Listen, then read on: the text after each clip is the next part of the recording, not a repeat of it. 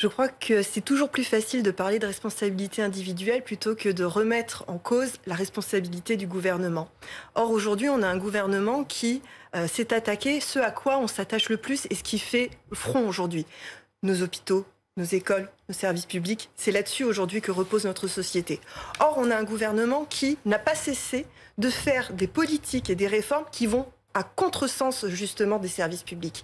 On a un gouvernement qui a fermé des lits et qui aujourd'hui, à l'heure actuelle où nous parlons, programme encore des suppressions de lits dans les hôpitaux.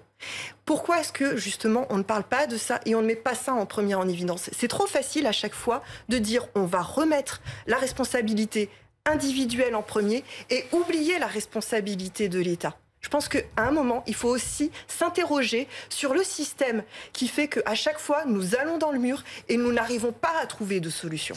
Peut-être que on parle de ça aussi ce soir parce que l'urgence, pour l'instant en tout cas, à court terme, c'est de comprendre qu'est-ce qui va permettre aux hôpitaux de tenir et qu'est-ce qui va nous permettre, nous, globalement, et le gouvernement aussi, bien sûr, de reprendre le contrôle sur cette épidémie et de retrouver une vie normale. C'est pour ça que je vous pose ces questions. Après viendra le moment de tirer les leçons. Mais le problème, c'est que ça fait un an, ça je veux bien l'entendre, cette question, si la situation n'était que de quelques mois. Mais ça fait un an qu'on en est là. Et ça fait un an que nous mettons sur la table des propositions très concrètes. Et à chaque fois, on se retrouve face à un mur, à des personnes qui ne veulent rien entendre et qui sont dictées par une idéologie et qui ne mettent pas en avant la protection des Français. Je refuse quand j'entends en premier ce que met Emmanuel Macron, c'est la protection des Français. C'est faux. Ce qu'il met en premier, c'est les intérêts financiers. Et ça, c'est une réalité. Vous avez Jean-Luc Mélenchon, figure emblématique de la France insoumise. Votre parti, lui, a pris le contre-pied. Il a pris la défense des carnavaliers avec ces mots. Je ne suis pas leur papa ni leur maman, ça suffit maintenant. Les gens qui vont faire un carnaval le font en responsabilité, en sachant ce qu'ils sont en train de faire, en prenant certaines précautions. Et ils ont raison de rire au nez des bonnes consciences qui leur font des reproches. À ceux qui ont l'intention de manifester encore ce samedi et ce dimanche, ces personnes par exemple que l'on aperçoit ici à l'image, vous leur dites la même chose. Vous avez raison de rire au nez des bonnes consciences qui vous font des reproches. Allez-y, manifestez après ce que vous venez d'entendre de la part d'un médecin. Je crois que déjà, les contaminations sont à plus de 90% se font à l'intérieur. Donc c'est-à-dire que quand on prend le métro, parce que moi, je le prends souvent, le métro. Je vois bien qu'on est bien plus nombreux et que ça ne pose de problème à personne. L'air y est d'ailleurs totalement pollué, ça ne pose de problème à personne. On est toujours dedans, on va toujours faire nos courses au même endroit, Je prends etc. beaucoup le métro aussi, les gens se tiennent à distance, ils ont des masques et ils parlent de moins en moins quand même. Vous voyez bien, donc on est serré, que sur les quais, on attend, on est tous ensemble les uns à côté des autres et qu'il n'y a pas 3 mètres de distance dans le métro. Ça, c'est une évidence. Et pareil au travail, etc. Et dans les classes, je vous rappelle que dans les classes, puisque ça se passe si bien, je vous le dis, il y a des classes où ils sont jusqu'à 57 élèves parce qu'il n'y a pas de prof remplaçant. On a parlé c'est une réalité. Tout à l'heure. Sur ça. Mais c'est une réalité. Et ce que je veux dire, c'est que les gens constatent aussi qu'il y a malheureusement des inégalités de traitement. C'est-à-dire que d'un côté, on fait une répression sans arrêt pour dire non, surtout n'allez pas dans les lieux de culture, surtout ne vous rassemblez pas, surtout n'allez pas manifester.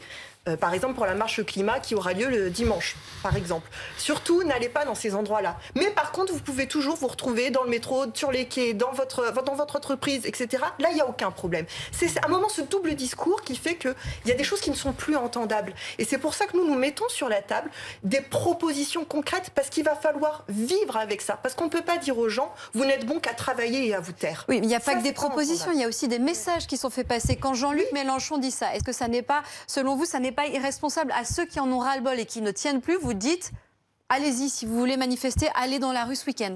Déjà parce que manifester n'est pas un cluster, ça il faut quand même le redire. Quand mais nous manifester sans masque et sans distanciation. À l'extérieur, nous manifestons, nous avons des masques, tout se passe bien. Il n'y a aucun cluster en extérieur, ça quand même il faut le redire. C'est pas ce qui s'est passé à Marseille. Vous l'avez vu, comme moi. Non, mais vous avez bien vu que les règles de distanciation et les gestes sanitaires n'étaient pas respectés. Vous le saurez plus tard. On ne le sait pas encore. Mais c'est ce qu'on nous disait aussi pour les rêves parties. Il n'y a pas de cluster non plus. Julie Garnier, vous vouliez répondre à ce que disait votre Je vais vous le dire très sérieusement. Macron est bien plus en guerre contre les libertés et les services publics que contre le virus. Ça, c'est une réalité. Et c'est ce que ressentent profondément les Français. C'est-à-dire que quand on a un gouvernement qui fait qu'aujourd'hui, dans notre pays, on est considéré comme une démocratie défaillante, on ne dit pas que la démocratie doit passer après. La démocratie doit passer avant tout. Et aujourd'hui, la démocratie, vous la confinez. Et ça, c'est une réalité que vivent les gens au quotidien. Laissez-moi terminer, s'il vous plaît. En fait, Maud Breton, laissez-la terminer. Nous proposons des choses très concrètes, que nous répétons, mais que vous refusez d'entendre. Quand nous disons il nous faut un pôle public du médicament, quand nous disons il faut lever les brevets pour les vaccins notamment, parce qu'il faut qu'on en produise, que vous refusez de le faire, que quand vous êtes devant l'OMS, vous dites nous sommes d'accord que c'est un bien commun, et que devant l'OMC, volte-face, vous dites non, il faut protéger les brevets avant tout, vous faites un choix. Vous faites le choix des lobbies avant la santé des Français. Et ça, c'est une réalité. Quand nous disons il faut un pôle public du médicament, nous demandons un pôle public du médicament. Et pas de permettre à Sanofi de licencier des chercheurs. Ça, c'est une réalité qui fait qu'aujourd'hui en France, quand on avait une fierté qui était la sécurité sociale, qui était notre système de santé, aujourd'hui on est même capable de produire un vaccin. Ça, c'est une réalité aussi que constatent les Français. Et le problème, c'est que vous perdurez dans un système qui nous met à chaque fois dans la difficulté. Quand nous proposons une société par roulement, quand nous proposons justement de faire vivre la démocratie, c'est pas une suggestion. La c'est société un besoin, du roulement parce que la quatrième vague, ne fonctionne je terminerai pas, là-dessus. madame. La quatrième vague, elle va venir, elle sera aussi psychologique. Et quand vous programmez des suppressions de lits, y compris en psychiatrie, vous nous mettez encore plus en difficulté. Les difficultés qu'on a aujourd'hui... Et quand vous incitez... Mesdames, je voudrais qu'on avance, s'il vous plaît. Julie Garnier, sur cette question des écoles, est-ce que vous pouvez au moins reconnaître que sur ce point-là, le gouvernement a trouvé le bon curseur en décidant de fonctionner au cas par cas, sans fermer tous les établissements scolaires, tant que c'est possible de ne pas le faire ? C'est très important de laisser les écoles ouvertes. Ça, c'est une évidence. Mais pour le faire, c'est comme les hôpitaux. Il faut des moyens. Et pour laisser les écoles ouvertes, il faut mettre les moyens avec. Nous avions proposé de faire comme en Italie, à savoir recruter énormément pour dédoubler les classes, pour faire en sorte qu'il y ait des petits groupes. Déjà, éviter les classes surchargées qu'on s'est déjà tapées à la rentrée, parce qu'on a quand même une politique de l'éducation qui fait qu'on met de moins en moins de moyens. Ça, c'est une réalité aussi. Mais aujourd'hui, ce qu'on constate, c'est qu'on arrive encore au bout, une fois, de ce système, parce que, c'est une réalité du terrain. Moi, je suis maman de 2 enfants.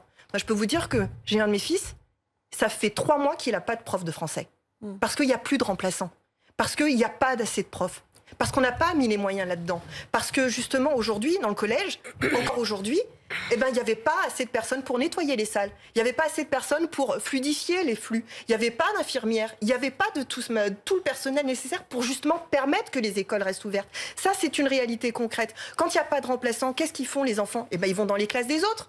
Et donc, ils se retrouvent déjà, ils étaient à 30 et quelques, ils se retrouvent à 30, 40, 50 et même 57. 57, c'est une réalité, c'est aujourd'hui.